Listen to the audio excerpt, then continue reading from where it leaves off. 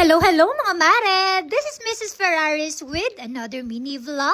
And for today's vlog, as you can see, umagang-umaga at ready na nga itong ating batang Koreano para pumasok sa eskwela. Dalawang baunan nga ang bitbit niya ngayon mga mare. Yung isa ay lunch bag niya, yung isa naman ay bigay ng lolo niya na punong-puno ng candies at chocolate. Mas maaga nga kaming umalis ngayon sa bahay kesa sa nakasanayan namin kasi nagaya nga itong si Aizen na magmakdo kami. At dahil malapit lang sa bahay namin to at dinadaanan namin bago kami makapunta sa school ni Aizen, dito ko na nga lang siya pinag-breakfast at eto nga yung request niya, chicken and rice. Dati nga puro pancake lang yung order niya dito ngayon mga mare. Mas gusto niya na yung chicken tapos in-orderan ko rin siya ng hash brown dahil gusto niya rin yan. Siyempre, hindi niya yan mauubos kaya ako yung kakain ng tirain. Bago nga kami tuluyan pumunta sa school ni Aizen, dumaan muna ako dito para bumili nga ng corn and banana. Nutrition month kasi nila Aizen, kailangan nila magdala ng isang fruit and isang vegetable at yun nga yung pinili Fresh niya. Fresh nga rin itong mga apple mango nila kaya napabili na rin ako at mahigit 1 kilo nga yung nabili ko. Dinagdagan ko na nga rin yung binili kong mais mga mare at naisipan ko na lang maglaga nito para naman sa almusal namin ngayon. Sakto at may paayuda nga itong turon, itong aking kapitbahay mga mare. At nakakatuwa nga itong kapatid ko, akala ba naman niya is lumpiang gulay? Alam niyo ba ang ginawa niya mga mare? Pagkakita pa lang siguro dito, akala niya gulay, ayan, gumawa na nga siya ng sausawan. Mukhang napakasarap pa naman ng sausawan na suka ng ginawa niya mga mare, kaso na-fake siya, turon pala ito at hindi lumpiang gulay. Maya-maya may tumatawag nga at ito palang aking kapitbahay at tinanong nga niya kami kung gusto namin ng avocado dahil meron daw nagbigay sa kanya at napakarami. Kapag may ayuda itong kapitbahay ko mga mare, una niya rin kaming naiisip at binibigyan niya nga kami at pagkarami-rami nga nitong binigay niyang avocado. Masarap nga kako sanang gawing ice cream to mga mare, kaya lang matrabaho kaya ganito na lang ginawa namin ng kapatid ko. Yung mas mabilis na paraan, syempre lalagyan niya ng Bear Brand tapos yellow para mas masarap. Fast forward nga at nasundo ko na itong ating batang Koreano at eto nga yung binungad niya sa akin mga mare. Nadaba daw siya dun sa grass sa eskwelahan nila kaya ayan ang nangyari. Wawa naman ako.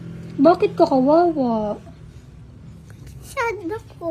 Sad ka kasi may bubo ka. Ayan o, may bugbog pa.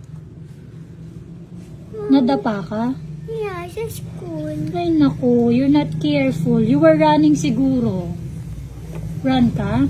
Yeah. Oh no. Patingin.